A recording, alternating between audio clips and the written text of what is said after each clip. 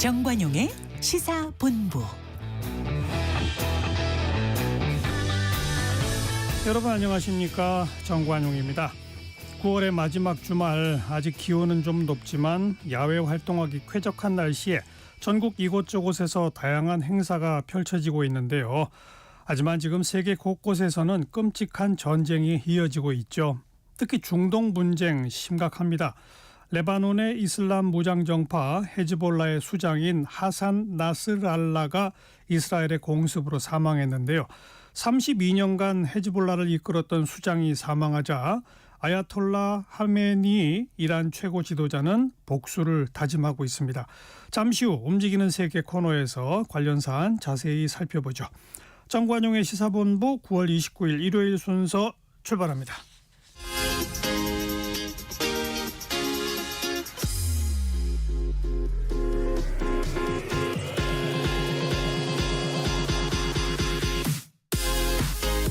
대한민국 시사의 중심 토요일 일요일 낮 12시 10분 KBS 1라디오 정관용의 시사본부.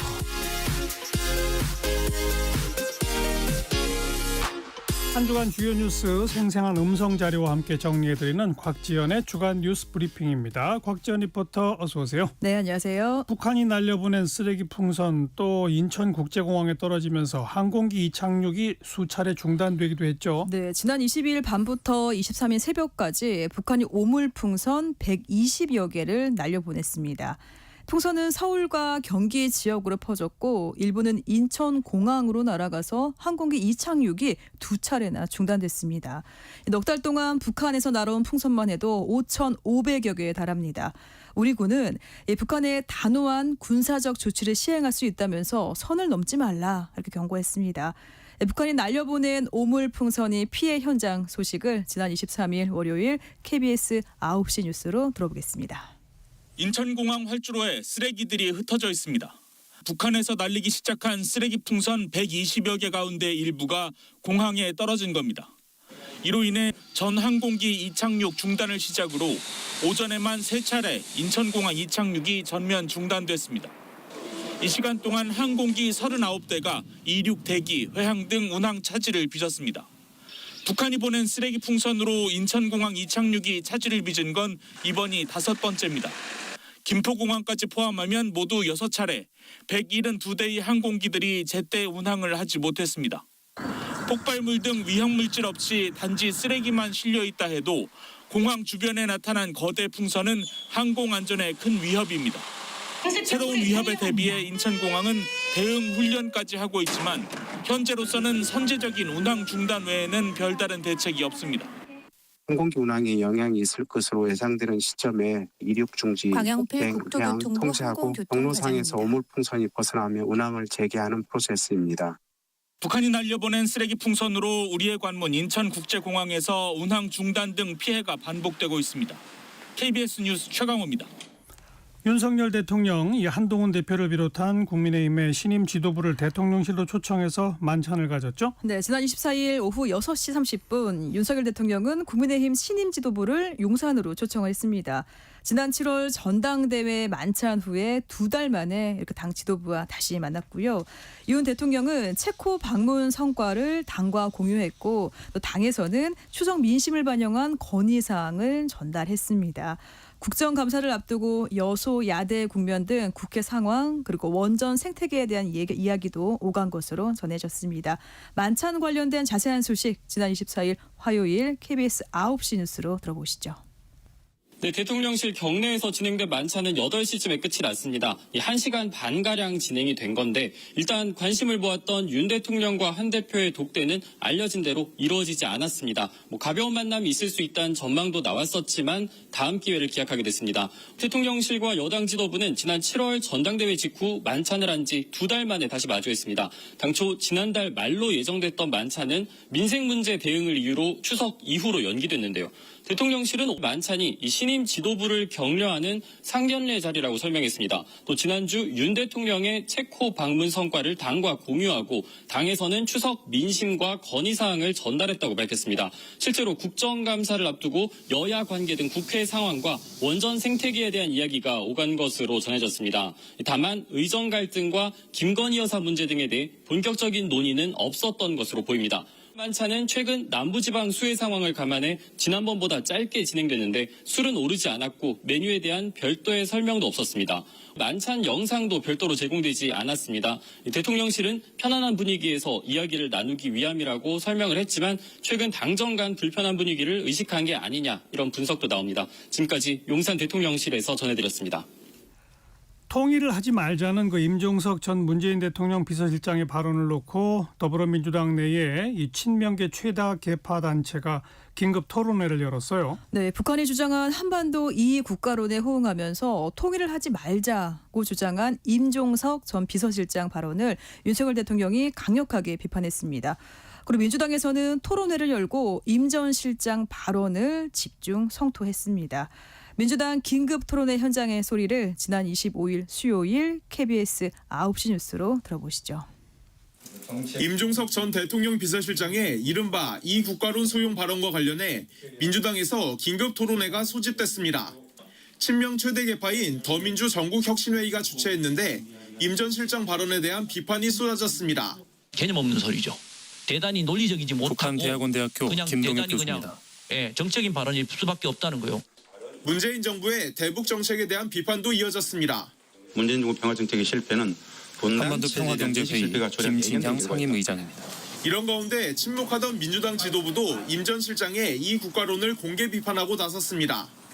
헌법 정신에 위배되고 더불어민주당 이해식 대표 비서실장이고 그리고 평화 통일을 추진하고자 하는 그간의 정치적 합의와도 배치되는 것이어서 당론과는 다르다. 민주당의 이 같은 반응은 친문 구심점이 될 가능성이 있는 임 전 실장에 대한 견제란 분석도 나옵니다. 임 전 실장은 올해 총선에서 서울 중성동갑 출마를 선언하며 국회 복귀를 타진했지만 공천에서 배제됐습니다. 당 내외의 비판에 임 전 실장은 SNS에 평화적인 이국가 상태에서 평화를 정착시키고 자유롭게 왕래하며 협력하는 것이 최선의 현실적 방안이라고 거듭 밝혔습니다. KBS 뉴스 전현우입니다. 앞으로는 그 인공지능 AI로 만든 딥페이크 성착취물 이걸 만드는 것은 물론이고 보거나 갖고만 있어도 처벌을 받게 됐죠. 네, 딥페이크를 이용한 디지털 성범죄에 대한 처벌 강화를 골자로 하는 딥페이크 성범죄 방지법이 이틀 전에 국회 본회의 통과했습니다. 이 법안은 딥페이크 성착취물인지 알면서도 가지고 있거나 그리고 보면은 이 3년 이하의 징역 또는 3천만 원 이하의 벌금에 처할 수 있도록 했습니다. 국회 현장으로 가서 자세한 소식 들어보겠습니다. 지난 27일 금요일 KBS 뉴스 광장에서 전한 소식이고요. 이 보도 내용 안에 여성가족위원회 민주당 강사인 김한규 의원 그리고 국민의힘 김상욱 의원의 목소리 차례로 들어보겠습니다. 가결되었음을 선포합니다. 국회 본회의를 통과한 성폭력 처벌법 개정안은 딥페이크 성착취물 제작에 대한 처벌을 기존 최고 5년형에서 최고 7년형으로 늘렸습니다. 또 딥페이크 성착취물을 시청하거나 소지, 구입, 저장했을 때에도 3년 이하 징역으로 처벌하도록 했습니다. 성착취물 등을 이용해 협박이나 강요를 했을 때의 처벌 규정도 새로 마련했습니다. 딥페이크 범죄에 관한 법률입니다. 우리 사회가 많은 우려를 하고 있습니다. 함께 본회의를 통과한 청소년 성보호법 개정안은 성착취물을 이용해 아동 청소년을 협박 강요했을 때 처벌할 수 있게 했고 긴급 수사가 필요할 땐 경찰관이 상급 부서의 승인 없이 신분 비공개 수사를 할 수 있도록 했습니다. 또 성폭력 방지법 개정안은 불법 촬영물 등의 삭제와 피해자 일상회복 지원을 국가의 책무로 명시했습니다. 불법 촬영물 등의 피해자 보호 지원을 위한 디지털 성범죄 피해자 지원센터도 운영할 수 있도록 했습니다.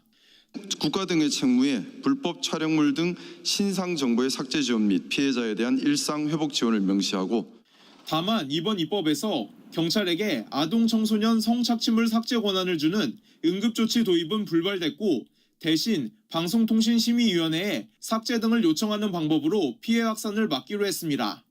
주무부처인 여성가족부는 딥페이크 기술을 이용한 성착취에 대한 적극적 수사와 처벌이 이뤄지고 피해자 보호가 강화될 것으로 기대한다고 밝혔습니다. KBS 뉴스 전현우입니다.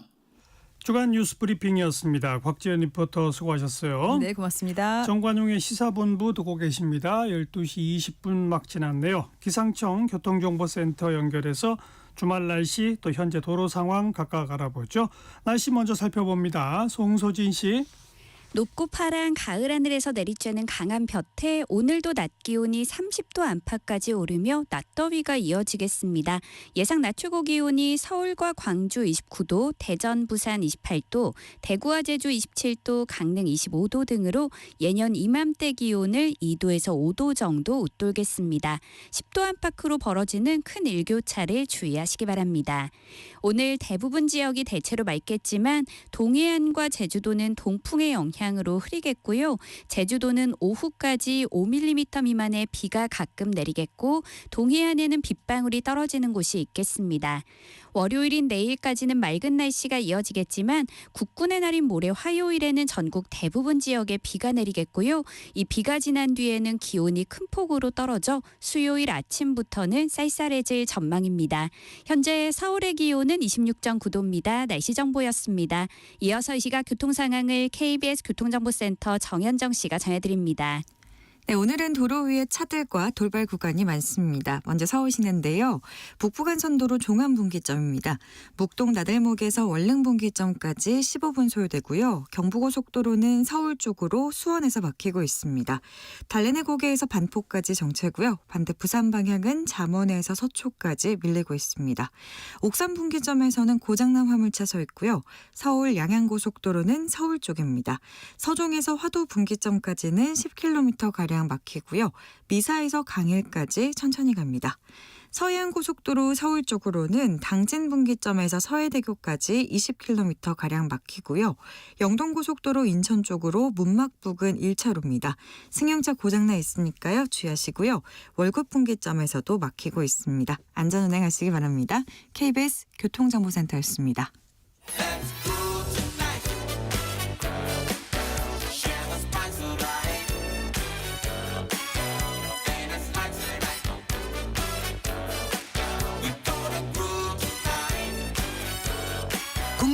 MC 정관용. KBS 1라디오 정관용의 시사본부. 들어보면 달라요.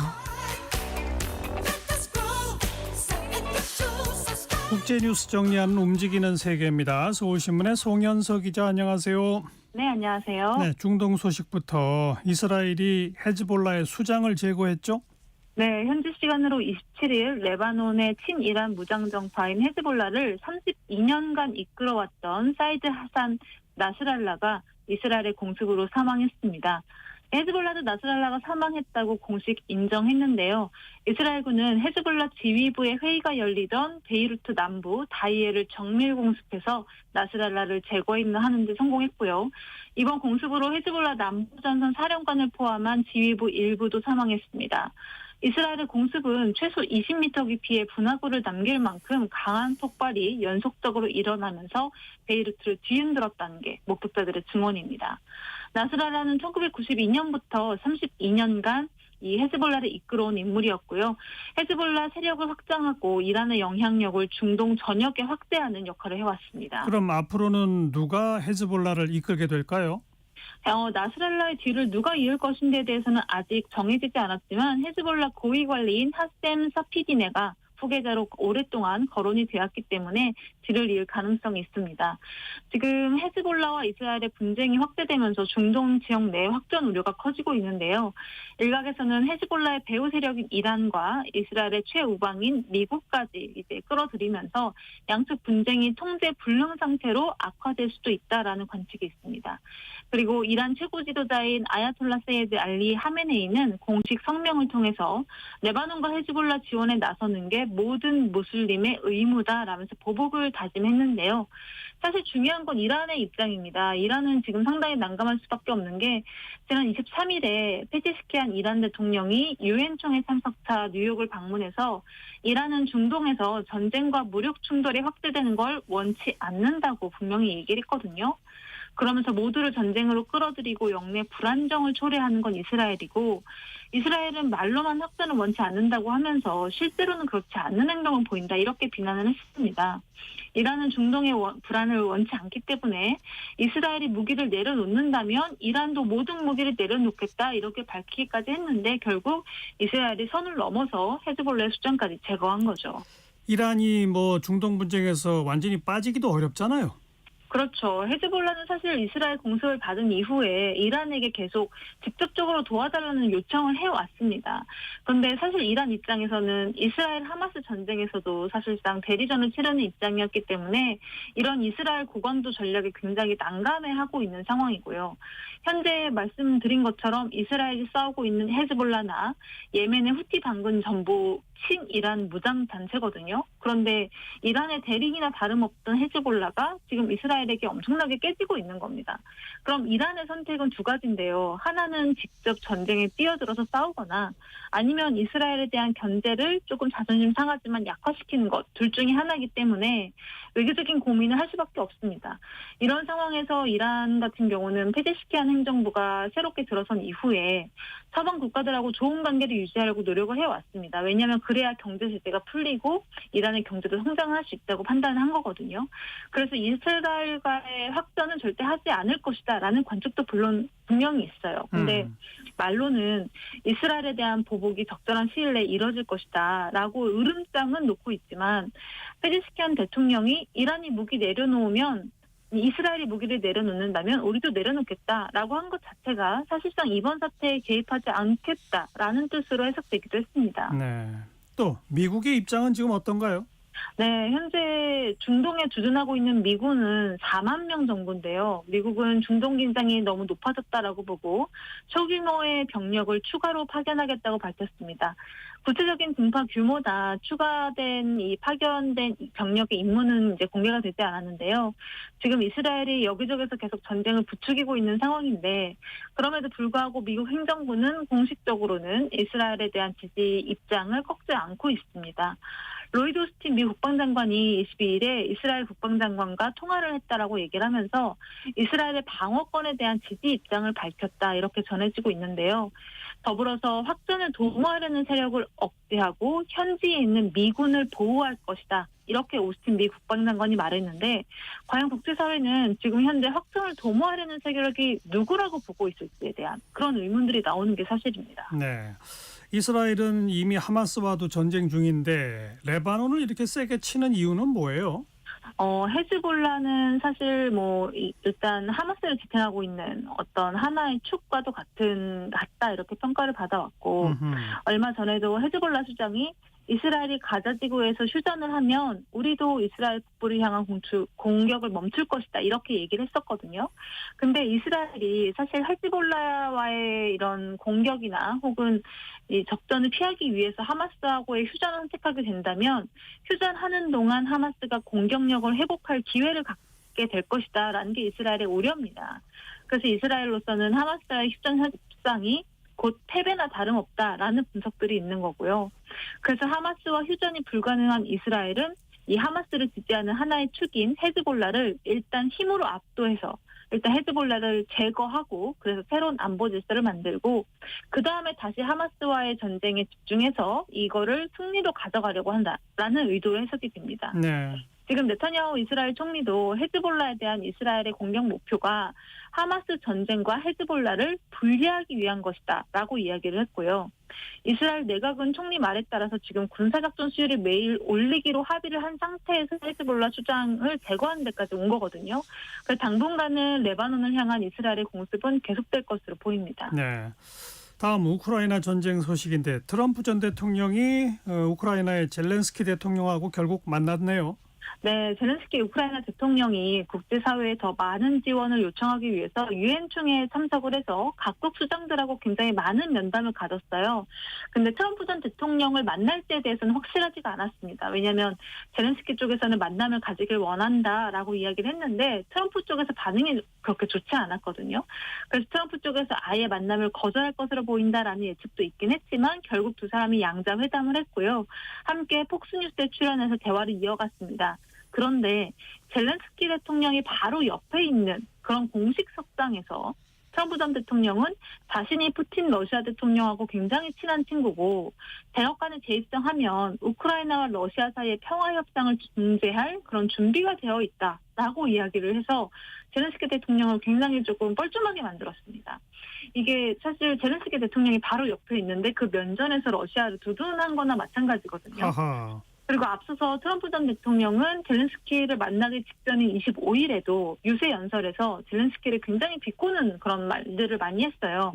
예컨대 젤렌스키 대통령은 미국에 올 때마다 하나로 80조 원, 600억 달러 정도로 가져갔다. 아마도 젤렌스키는 지구상에서 가장 위대한 세일즈맨일 것이다 라고 이야기도 했고, 그리고 우크라이나가 영토를 약간 포기하는 그런 나쁜 거래를 하는 게 차라리 전쟁보다 나았을 것이다 라고 이야기를 하기도 했습니다. 우크라이나 입장에서는 절대로 받아들이기 어려운 그런 말들만 쏟아낸 거죠. 이 트럼프 전 대통령이 젤렌스키 대통령을 바로 옆에 앉혀놓고 이렇게까지 무안을 주는 또 다른 이유가 있나요? 네, 사실 젤렌스키 대통령의 이번 방미 일정들을 보면 트럼프 전 대통령이 왜 이렇게까지 무안을 주는지 알 수 있는데요. 지난 22일에 젤렌스키 대통령이 펜실베이니아주에 있는 육군 탄약 공장을 찾아서 이 포탄 생산하는 공장 근로자들에게 감사의 뜻도 전하고, 왜냐하면 거기서 생산한 것들이 이제 우크라이나로 많이 갔으니까요. 네.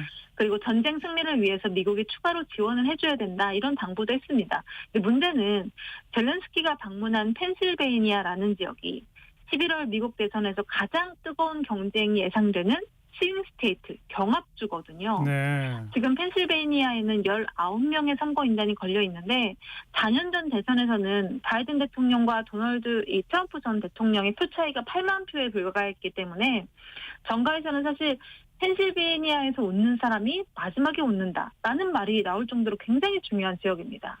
그리고 여기에는 뭐 우크라이나나 폴란드 같은 동유럽계 미국인 인구수도 상당히 많은 그런 지역으로 꼽힙니다. 그래서 젤렌스키 대통령의 이번 일정이 사실상 정치적 행보다라는 해석이 있었고, 해리스 부통령도 이제 민주당도 아마 우리에게 훨씬 더 유리한 행보가 될 것이다라는 해석이 많았기 때문에 이런 부분에서 트럼프 전 대통령은 이미 젤렌스키 대통령은 해리스 부통령 쪽에 표를 준 거나 마찬가지다라고 해석을 해서 굉장히 조금 뿔이 난 상태로 해석이 됩니다. 현재 두 후보의 지지율은 여전히 박빙 상태죠?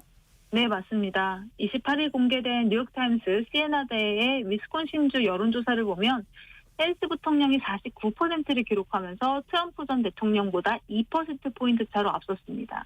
미시간에서도 해리스가 48%, 트럼프가 47%로 해리스가 뭐 조금 1%포인트 차로 앞서긴 했지만 굉장히 작은 오차범위 안에 있는 그런 차이기 때문에 7주 전에 비해서 승부가 훨씬 더 팽팽해졌다라는 평가가 나오고 있습니다. 지금 위스콘신, 미시간은 펜실베이니아주와 함께 이번 대선의 승패를 좌우할 러스트벨트라고 불리는 경합주인데, 해리스가 승리하기 위해서는 이 세 곳을 반드시 잡아야 하거든요. 그리고 지난 23일에 공개된 썬벨트, 그러니까 남부지역 경합주 여론조사를 보면 트럼프 전 대통령이 조지아나 노스캐롤라이나 애리조나주에서 주별로 1에서 5% 정도 해리스보다 앞서는 것으로 나왔습니다. 그래서 뉴욕타임스는 트럼프가 경제 문제에 있어서 지속적인 강세를 보이고 있고 8월 초부터 이어져 왔던 해리스의 우위를 조금씩 깎여 나가고 있다. 그리고 경제가 유권자들을 움직일 수 있을 만한 가장 중요한 이슈이기 때문에 해리스 부통령 입장에서는 이게 단지적으로 문제가 될 수 있다. 이런 분석을 내놓기도 했고요. 네. 오하이오주에서는 트럼프가 지지율 50%로 해리스 부통령을 6%포인트 차로 앞서고 있습니다. 왜 오하이오주가 중요하냐면 경합주는 아니에요. 그런데 트럼프와 러닝메이트인 제이디 벤스 상원 의원이 인구 6만 명의 소도시인 스프링필드에서 이 IT 출신의 이민자들이 이웃 주민들의 개와 고양이를 잡아먹는다라는 음모론을 주장하면서 전국적으로 또 주목을 받았던 도시가 바로 오하이오주의 스프링필드입니다. 그렇군요. 다음 일본 소식인데, 일본 자민당 총재 선거에서 이시바 시게루 전 자민당 간사장이 새 총재 자리에 올라서 이제 총리가 되게 됐죠. 맞습니다. 이 이시바 신임 총재는 기본적으로 보수 정치인이고요. 2018년 일제 강점기 강제동원 대법원 배상 판결 때 기억을 하시는 분들이 계시겠지만 당시에 이번 판결은 국제법적으로 잘못됐다라고 이야기를 하면서도 식민 지배가 합법적이었다고 해도 당시에 독립국이었던 한국을 합병하고 창씨 개명이 있었다는 사실을 인식할 필요가 있다라고 말했던 인물입니다. 그리고 평소에 아시아판 나토를 만들자 이렇게 주장해왔던 인물이기도 해서 이제 신임 총재가 되고 총리 자리에 오르면 이제 훨씬 외교적인 파장이 클 것이다라는 관측들이 나오고 있는데요. 뭐 미국과 일본의 지위 협정을 개정한다거나 자위대 처우 개선 같은 걸 통해서 군비를 이제 더 확충하는 그런 의지를 내비치면서 아시아판 나토 설립을 주장해 왔는데 쉽게 설명하면 한 회원국이 공격을 당했을 때 전체 국가가 자동 대응 가능한 그런 집단 방위 체제를 만들자는 거잖아요. 예. 그래서 실제로 당선이 되자마자 러시아와 중국, 북한이 연계되어 있는 국제 정세를 굉장히 세게 지적을 합니다. 그러면서 안보 강화 주장을 했고 아시아판 나토를 만들어서 이런 국가들에 맞서서 나머지 국가들이 힘을 합치자 이렇게 주장을 할 것으로 예상이 됩니다. 한국과의 관계는 어떻게 될 거로 전망됩니까? 네, 이시바 신임 총재는 아무래도 전 일본 총리들보다는 비교적 온건파로 꼽히는 인물인 건 맞습니다. 특히 태평양 전쟁 A급 전범이 합사되어 있는 야스쿠니 신사에 대해서도 좀 부정적인 입장을 보여서 참배하지 않아 왔던 인물이거든요. 그렇기 때문에 이시바 체제에 들어가면 한일 관계가 좀 자연스럽게 부드러워질 수 있다라는 전망도 있고요. 일본이 계속해서 강요해왔던 이런 강제징용 배상 문제에 대한 태도도 달라질 수 있다라는 기대가 있긴 하지만 사실 자민당의 지지 세력 자체가 보수성이 굉장히 강하잖아요. 그리고 일본 전체 사회도 보수로 좀 가고 있는 그런 분위기가 굉장히 짙어져 있는 상황이기 때문에 이시바 신임 총재가 기존에 가지고 있던 그런 온건적인 기조가 또 완전히 달라질 가능성도 여전히 남아 있습니다. 무엇보다도 이시바 신임 총재는 사실 자민당 내에서도 비주류 인사로 꼽혀왔고 이 부분 때문에 몇 번의 이전 총재 선거에서도 조금 고배를 마셨던 거거든요. 특히 아베 신조 전 총리에 대한 정책을 굉장히 좀 비판하는 입장을 보였기 때문에 당내에서는 지지 기반이 굉장히 줄어드는 여러 가지 이벤트들이 있었습니다. 그래서 자신의 온건한 기조를 계속 이어갈 수 있을지에 의문을 표하는 그런 목소리도 있습니다. 네. 다음 중국 소식인데 중국이 70년 만에 정년을 연장하겠다고 밝혔죠? 네, 중국 전국 인민대표대회 상무위원회 결정문을 보면 2025년 내년부터 2039년까지 15년에 걸쳐서 순차적으로 남성의 법적 퇴직 연령이 60세에서 63세로 연장이 됩니다. 원래 중국은 1951년에 처음 정년을 정할 때 남성이 60세, 여성이 50세였거든요. 근데 나중에 여성 간부는 55세로 연장한다라는 규정이 나오긴 했지만 사실 간부라는 규정이 애매했기 때문에 정년에 있어서는 남녀 차별이 엄연히 존재를 했습니다. 1950년대 당시에 정년에 있어서 이렇게 남녀 차별이 존재하는 이유가 뭐냐라는 것에 대해서 당국자들은 여성을 보호하고 배려하는 정책이다 이렇게 설명을 했거든요. 그러니까 여성이 집에서 아이를 돌보거나 가사를 하고 근데 직장에서까지 일하는 건 너무 힘드니까 정년을 좀 짧게 정해준 거라는 거죠. 하지만 결과적으로는 전통적인 남존 여비 관념에 따른 그런 정책이 아니냐라는 지적이 많았습니다. 이번에도 남녀 차별은 줄어들지 않고 유지가 되네요. 네, 맞습니다. 이게 남성은 63세로 연장이 된다고 말씀을 드렸는데 여성은 생산직 같은 경우는 50세에서 55세로, 사무직은 55세에서 58세로 변경됐습니다. 남성하고 굉장히 차이가 좀 많이 나는 편이죠. 예. 그리고 이번에는 남녀 정년 차이가 계속 유지되는 이유에 대해서 중국 당국이 직접 설명하지는 않았습니다. 아무래도 평등보다는 이 성평등보다는 재정적인 안정이 훨씬 더 중요하기 때문이다라는 해석들이 지금 나오고는 있는데요. 여성의 정년을 남성하고 동등한 수준으로 늘리게 되면 여성 퇴직자들한테도 굉장히 더 많은 연금을 지급해야 되기 때문에 연금 재정이 받는 압박이 심해질 수밖에 없습니다. 그리고 중국 지도부의 생각도 반영이 됐다라고 해석이 되는데 저출산 고령화 현상이 굉장히 심하거든요. 중국도. 그래서 성평등보다는 여성이 아이를 출산하고 양육해야 된다라는 전통적인 가치관을 강조하는 목소리가 중국 내에서도 굉장히 조금 힘을 얻고 있어요. 지도부 내에서. 예. 그럼 이제 이런 상황에서 여성 근로자의 반발이 나올 수밖에 없을 것이고 더불어서 정년이 연장이 되면 젊은 층의 취업 기회가 박탈될 수도 있다라는 불만도 나온 상황입니다. 그렇군요. 여기까지 할까요? 서울신문 송현석 기자 고맙습니다. 감사합니다.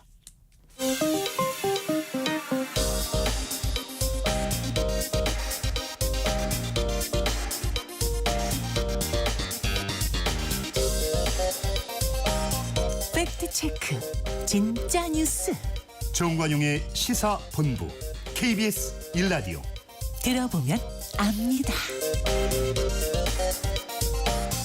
남북의 창 시간입니다. 통일연구원의 조한범 석좌연구위원, 안녕하세요. 안녕하세요. 국제원자력기구 IAEA의 그 라파엘 그로시 사무총장이 북한의 핵무기 보유 사실을 인정하고 대화에 나서야 한다, 이렇게 밝혔는데 이게 어떤 의미입니까?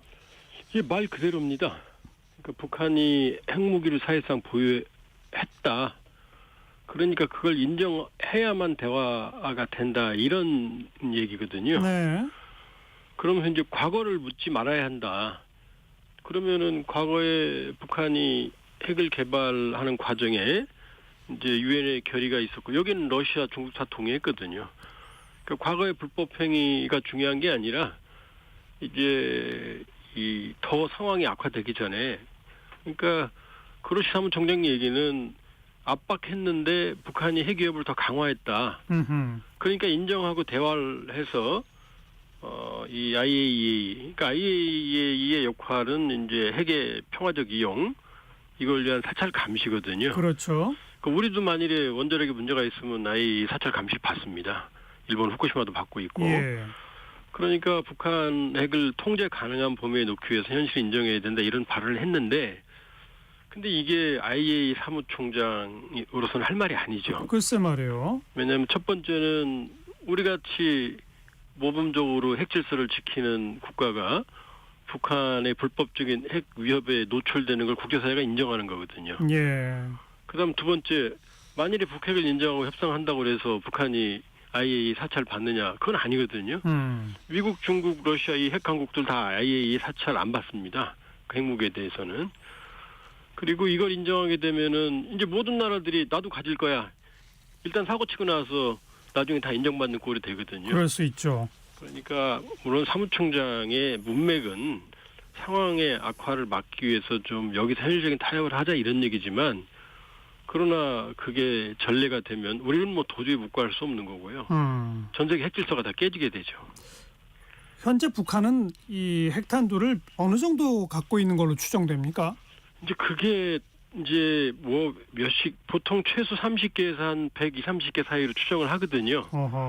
근데 이제 문제는 어떤 사람이 나 차 살 거야 그럴 때 일단 돈이 얼마나 있는지 알아야 되고, 그 다음에 살려는 차가 뭐 경차인지 아니면 초급차인지 알아야 되는 거거든요. 네.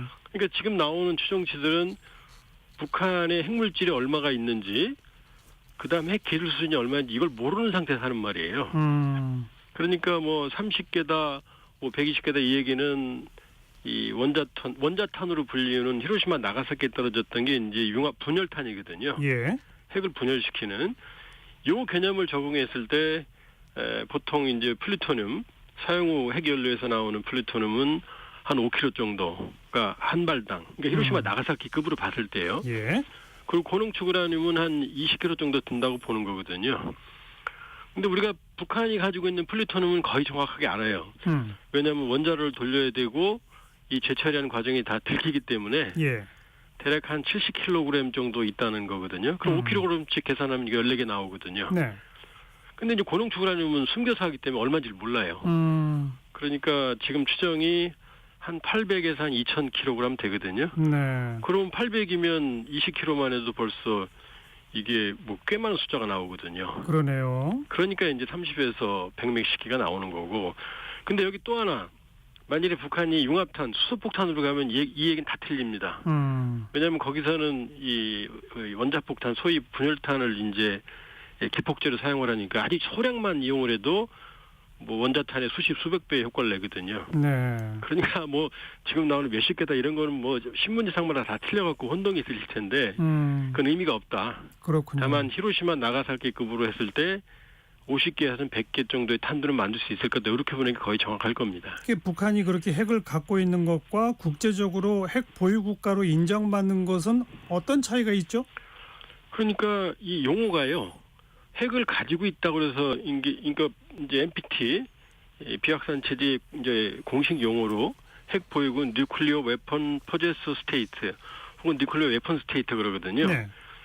이거는 핵도 가지고 있지만 국제사회가 합법적으로 인정한 상태를 핵 보유국이라고 그럽니다. 정식 용어로. 예. 근데 이제 북한은 핵을 가지고 있죠. 그다음에 인도, 파키스탄, 이스라엘도 가지고 있거든요. 근데 이 나라들은 핵 보유국으로 인정을 못 받았어요. 그렇죠. 그러니까 이건 nuclear capable country, 그러니까 실질적인 핵 능력 국가다 이렇게 말하거든요. 그러니까 이 핵 보유국은 P5, 지금 유엔 안전보장 이사회를 구성하는 게 이 P5, 미국, 러시아, 중국, 영국, 프랑스 5개 국가거든요. 맞아요. 그러니까 핵을 가졌음과 동시에 국제정치적 영향력, 국제 안전 질서에 대한 이 배타적인 권리를 인정받는 국가가 이제 핵 보유국이고, 네. 지금 북한 같은 국가는 이제 사실상의 핵 능력 국가 이렇게 이제 규정을 해야 되는데 이 말이 어려우니까 그냥 핵 보유국 이렇게 하고 있는 거죠. 미국은 북한을 공식적으로 핵 보유국가로 인정할 리가 없죠. 이게 이제 핵 보유국으로 인정은 할 수가 없을 겁니다. 그렇죠. 왜냐하면 이 P5에 해당하는 거니까. 예. 그런데 이제 지금 그 가능성은 없지만 좀 우려가 되는 게 지금 미국 내에서 현실론이라는 게 고개를 들고 있거든요. 예. 그건 뭐냐면 우리로서는 유감이지만 대한민국을 공격할 수 있는 전술핵 공격 능력은 충분히 확보한 것 같다는 게 이제 대체로 전문가들의 판단입니다. 그런데 미국을 향한 공격 능력, ICBM 능력은 없다는 게 지금 중론이거든요. 예. 왜냐하면은 이 ICBM 5,000km 이상, 5,500km 이상이 되는, 이제 북한에서 미국을 하려면 10,000km가 넘어야 되겠죠. 네. 이걸 향한 정상적인 이 ICBM 각도 발사를 한 번도 안 해봤어요. 예. 그리고 또 하나는 이제 대륙관을 넘어가기 위해서는 이 탄두가 대기권을 나가서 고도 한 1,000에서 한 1,100km 정도 올라갔다가 내려가야 되거든요. 다시 대기권으로 진입해야죠. 예, 그게 이제 리엔트리라고 하는 재진입인데 그 기술이 굉장히 어렵습니다. 예. 근데 그것도 한 번도 지금 시도 안 해봤거든요. 그러니까 미국 입장에서는 시간을 두면 언젠가는 미국 공격 능력을 확보할 거다. 그러니까 지금 여기서 막자. 그러려면은 북한을 사실상의 핵 능력 국가라는 걸 인정해 주자. 그러니까 핵 보유국은 아니지만 핵을 보유한 상태에서 북한이 원하는 건 대북제재 해제거든요. 예. 그러면 이제 사실상 핵 보유국이 되는 거거든요. 그런 논의들이 우리가 뭐 여러 가지 국내 문제, 뭐 국제 안보 문제 신경을 쓰는 사이에 워싱턴에서는 그런 현실론이 급속히 퍼져나가고 있어요. 그 미국의 민주당, 공화당 대선 앞두고 4년 만에 새로 채택한 정강 정책에서 두 당 모두 한반도 비핵화라고 하는 문구를 삭제했잖아요. 이게 그런 걸 의미하는 거죠? 예, 바로 그렇습니다. 그게 지금 우리가 뭐 한미동맹에 절대적으로 의존하고 있지만 우리가 명심해야 될 건 미국의 전략적 이익과 우리 이익이 똑같이 일치하는 건 아니거든요. 그럼요. 그러니까 협력할 분야에서는 협력하지만 미국 입장에서는 미국 본토 능력이 이 본토가 위협받는 것, 그 다음에 이제 북한의 핵무기가 밖으로 나가는 테러리스트 확산, 이걸 막는 게 시급한 상황이니까 예. 여러 가지 어떤 비판을 감수하고서라도 현실적인 협상을 하자라는 게 지금 커져가고 있고 제 판단에는 뭐 해리스 진영이 되든 트럼프 진영이 되든 이런 현실론적 접근을 북한이 원하고 있고 미국도 그 가능성이 좀 크거든요. 예. 그러니까 우리는 뭐 한미동맹의 여러 가지 장점을 활용해야 되지만 이게 더 어려운 싸움이 될 수가 있어요. 북한 핵과의 싸움이 아니라 이런 현실론과의 싸움에 대해서 지금부터 대비를 할 필요성이 있어요. 미국이 그런 현실론에 입각해서 사실상의 핵 보유국으로 핵 능력 국가로 북한을 인정한다면 또 어떤 점이 달라집니까 앞으로? 그렇게 되면 이제 이 상태에서 북한의 핵을 동결하고요. 그다음에 이제 부분적으로 북한의 핵 능력을 줄이는 것, 그게 이제 핵 군축이거든요. 그렇죠. 근데 이걸 한번 이미 시도했어요. 언제 2019년 하노이에서. 왜냐하면 북한이 요구했던 게 영변의 핵단지를 모두 영구 폐기할 테니까 대북 제재를 해제해다오. 2016년 이후에 5개를 이렇게 얘기했거든요. 예. 그러면 이 생션 제재 일부와 북한의 핵 능력의 일부를 바꾸는 이게 바로 핵 군축인데 요쪽으로 이제 넘어가게 되면 중요한 건 북한의 잔존에 있는 핵 능력. 그러니까 영변은 아니더라도 고농축 우라늄 핵물질은 계속 만들 수 있거든요. 예. 그다음에 미사일도 계속 만들 수 있고 그러니까 이 현 수준에서의 수직적 핵 능력 고도화는 맞겠지만 수평적, 양적 고도화는 못 막는 거고요. 그러면 우리를 향한 공격 능력은 무한대로 커지는 거거든요. 네. 그러니까 여기서 저는 그 상황이 되면은 일단 핵군 축론을 막는 게 우리 공식적인 입장이지만 현실화됐을 때를 대비해서 옵션을 가지고 있어야 된다. 그 하나가 이제 자체 핵무장이고 예. 두 번째가 자체 핵무장은 아니더라도 유사시를 대비해서 미국만 허락하면 우리가 핵물질을 제조할 수 있는 이 농축과 재처리 권한을 가질 수 있거든요. 네. 이거는 평화적 권리입니다. 미국만 허락하면 됩니다. 한미 원자력 협정 개정하면.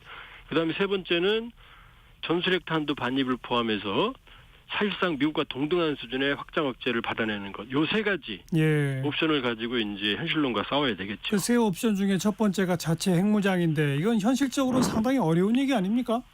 현실적으로 어려운데 불가능한 것도 아닌 게요. 이제 핵무장을 하려면 NPT 체제 위반인데 비확산 체제. 그렇죠. NPT의 10항에 보면 회원국은 비상한 국가적 안보적 위협에 처했을 때 3개월 전에 탈퇴를 통보할 수 이렇게 돼 있거든요. 그러면 지금 저는 개인적으로 뭐 핵무장 문제는 아닙니다만 그런 현실론이 오고 북한이 핵을 가지고 대한민국을 공격할 수 있는 수십 수백 개의 핵탄두를 가졌다면은 이건 10조를 총력하고도 남죠. 예. 그러니까 그 명분을 활용을 하면 핵무장을 하자는 건 아니지만 그러나 우리가 협상의 레버리지를 충분히 가질 수 있다. 우리는 이미 비상 상황에 처한 거거든요. 네.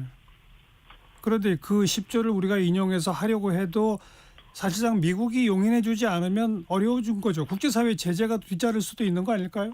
이제 국제사회 제재는 뭐 북한하고는 다르죠. 왜냐하면 우리가 여러 가지 조건을 걸고 예를 들면 핵무장을 하지만 북한이 비핵화라면 우리도 비핵화하겠다라고 조건을 걸 수도 있는 거고. 근데 언제나 넘지 못할 벽은 미국입니다. 그러니까요. 왜냐하면 미국이 용인을 하게 되면 핵질서가 깨지고 미국 입장에서는. 네. 또 하나는 만일에 대한민국이 자체 핵무장을 하면 재래식 세계전력 5위고 4위인 국가가 네. 핵까지 가지면 주한미군이 필요 없죠. 한미동맹도 필요 없고. 네. 그러면 이제 미국 입장에서는 이건 최악의 상황이 되는 거죠. 알겠어요.